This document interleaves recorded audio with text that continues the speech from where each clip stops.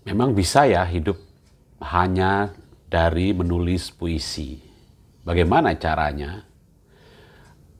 Ada yang bertanya begitu dan saya menjawab tidak bisa. Dan karena itu saya tidak tahu bagaimana caranya. Selesai. Tapi bahwa ada yang bertanya seperti itu, ini persoalan yang akan menarik kalau kita obrolkan.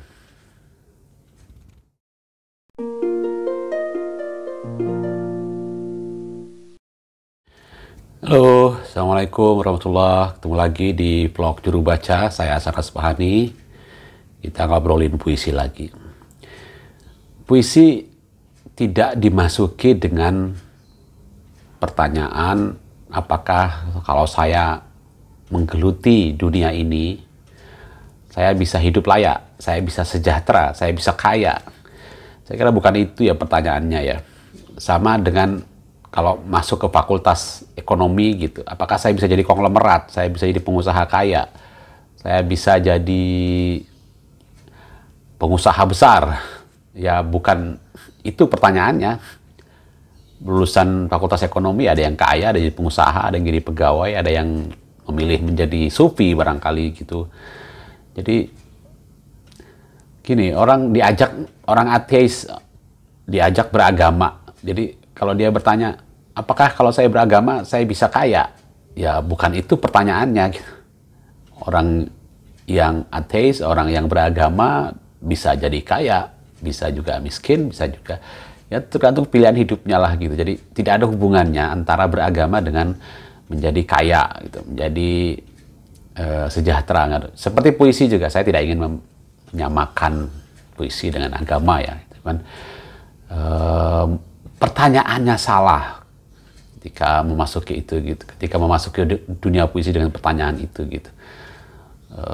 Bahwa kita bisa menjadi manusia yang lebih baik. Ya, puisi adalah jalan untuk itu gitu. Maka saya sering mengatakan di vlog saya ini bahwa yang lebih penting ketimbang menjadi penyair yang baik adalah menjadi manusia yang baik. Yang lebih penting dari menulis puisi dengan baik adalah kita berbahasa dengan baik. Menjadi orang yang baik, berbahasa dengan baik, ya bukankah itu kebutuhan semua orang? Dan tidak peduli dia kaya atau enggak. Gitu. Orang kaya juga dia bisa menjadi orang kaya yang baik atau orang kaya yang buruk. Orang yang tidak kaya juga bisa menjadi orang yang tidak kaya yang baik. Orang yang tidak kaya yang buruk juga gitu. Sama aja, orang brengsek tuh bisa jadi terdiri dari siapa saja. Orang kaya, orang yang tidak kaya bisa brengsek atau bisa baik sama-sama baiknya gitu. Nah, jalan puisi itu ditempuh dengan cara seperti itu gitu. Niatnya seperti itu gitu. Cara hidup kok. Pengalaman saya misalnya, saya itu kan dulu juga nggak tahu kenapa saya tertarik pada puisi gitu, pada keajaiban sekelompok kata dalam sebuah teks yang ditata sedemikian rupa. Itu kenapa saya tertarik membacanya ya, kenapa saya dan kemudian menantang diri untuk mengenalnya supaya bisa menuliskannya dengan baik gitu. Tapi mungkin jawabannya sekarang adalah satu, saya memang suka memperhatikan keadaan di sekeliling saya, keadaan di dalam diri saya gitu. Dan bertanya kenapa begini, kenapa begitu gitu. Saya bisa mengabaikannya, tapi ada dorongan untuk memperhatikan itu dan bertanya tentang itu gitu. Itu barangkali yang kemudian saya rumuskan bahwa saya mengalami dengan sadar. Jadi saya mengalami, menjalani hidup, dan seluruh apa yang terjadi, peristiwa yang saya alami itu adalah pengalaman, sesuatu yang saya alami dalam hidup saya gitu. Saya bisa melupakan atau mengabaikannya atau melewatkannya begitu saja, tapi ternyata ada bagian-bagian dari pengalaman itu yang kemudian saya jalani dengan kesadaran. Saya sadar sedang mengalami apa begitu.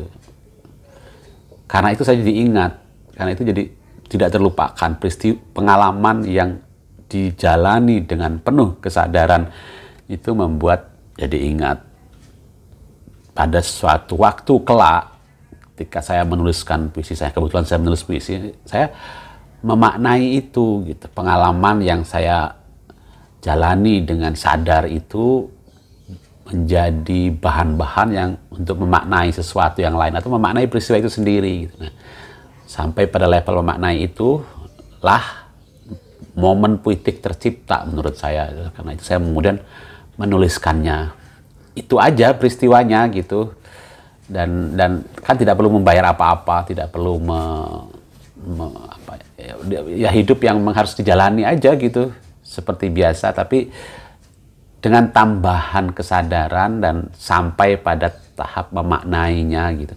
Gak ada urusannya sama kekayaan, gak ada urusannya sama bukunya laku atau enggak. Itu nanti urusan lain, urusan ketika misalnya saya harus mengumpulkan puisi-puisi itu untuk dijadi naskah buku, dikirim ke penerbit. Nah, di situ ada pikiran bahwa oh, kalau buku ini mungkin kurang laku kalau diterbitkan sekarang, momennya nanti pada momen lain harus diterbitkan. Dan lain-lain, itu pertimbangan lain di luar tidak terjangkau oleh saya ketika saya menuliskan puisi-puisi tersebut. Saya berekspresi aja, saya mengekspresikan aja. Saya kesal dengan keadaan, saya tuliskan. Saya kesal dengan diri saya tuliskan. Gitu. Kesal itu adalah bentuk kesadaran kan. Jadi ada peristiwa yang kalau saya nggak sadar mengalami suatu peristiwa, saya nggak perlu merasa kesal atau tidak. Kalau saya melihat misalnya sebuah rezim yang brengsek, saya bisa aja nggak menyadari itu kan, berlalu nggak peduli lah gitu. Tapi karena tahu negara harusnya bekerja seperti apa gitu, saya bisa kesal. Kesal itu adalah bentuk kesadaran. Tapi belum mencapai makna ya. Ketika kesal itu kemudian saya maknai sesuatu bahwa gitu. Nah itu momen saya menuliskan dan beberapa puisi saya belakangan kan memaknai kekesalan itu. Gitu. Mudah-mudahan menambah wawasan, mudah-mudahan menambah pertimbangan, kesadaran lain. Terima kasih sudah menyimak video ini. Assalamualaikum warahmatullahi wabarakatuh. Ketemu lagi di video berikutnya.